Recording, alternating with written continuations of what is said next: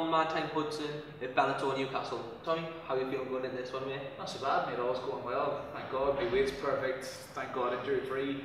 Well, he's in the same position as me. Our last fight was only what, the 17th of November, so it's not many miles away. So we went from one fight camp to another. So I'm expecting he's going to be just as fit as I am, because I've kept taking over, you know what I mean? So that last fight as well against Iwanowski, it didn't go your way, but it was some war, wasn't it? It was a good fight, you know what I mean? There's fights I've won that I felt like I was disappointed in myself. Like I felt like obviously I didn't perform. Obviously I lost the last fight, but I toughed it out. There's a lot of good to be taken from that fight. That proved to myself like I've still got the competitiveness still in me. I'm still a tough fight for anybody. You know what I mean? It's hard to put me away.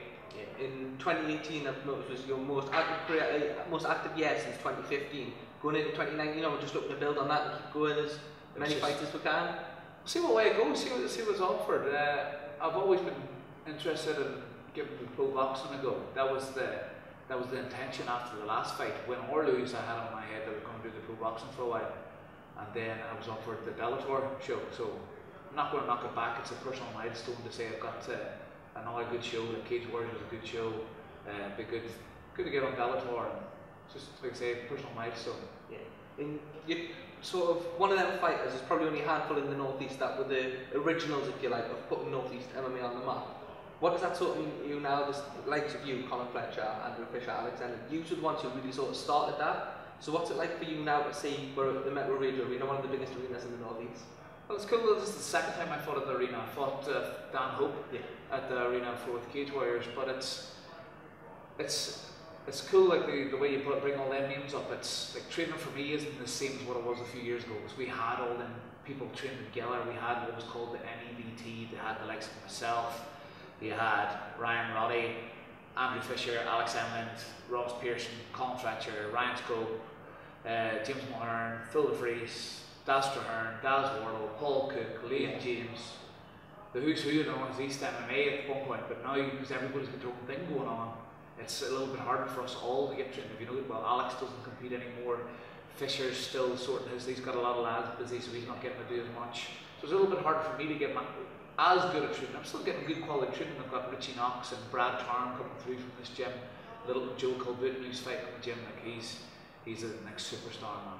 That fight for Joe as well against Milana Hardy, one of Alex England's boys. It's a tough fight for him. Tough fight, but like Joe's got a different sort of athleticism I've ever came across. Like I've trained all over. Like I was Great Boylan gave me the opportunity for years ago to fly out to Australia to coach at one of his gyms out there, the MMA clinic, ran by Ben Vickers out there. So I was out there and I've trained with people all over the world, and I've never come across an athlete like Joe.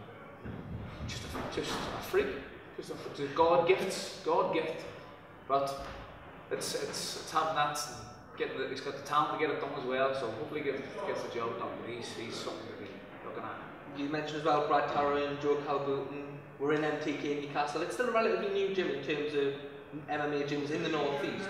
You're sort of coaching here now as well. Yeah. What's that been like to see the development of this gym over the past few months? Well, it's good now because we're getting our own little fight together. Like that's my career is as a fighter is somewhat coming to an end. It's not ending in this next fight, or maybe it's not 4 or 5 fights, but in the next couple of years I will be looking to move on. Coaching will be my career, but it's good to see like we've our own little stable fighters coming through, and it's class when you see people, especially people that's trained with you.